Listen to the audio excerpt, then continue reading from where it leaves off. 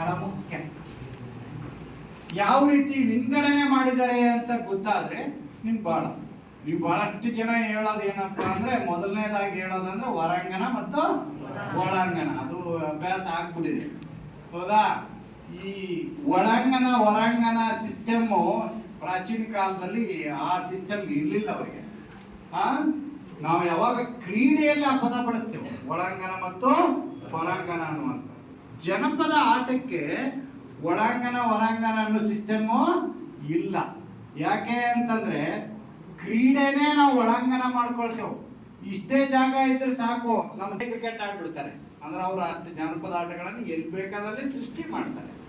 ಆದ್ರಿಂದ ಅದನ್ನ ಜನಪದ ಆಟವನ್ನ ಒಳಾಂಗಣ ಹೊರಾಂಗಣ ಅನ್ನೋ ಪ್ರಕಾರದಲ್ಲಿ ನೋಡಕ್ ಆಗೋದಿಲ್ಲ.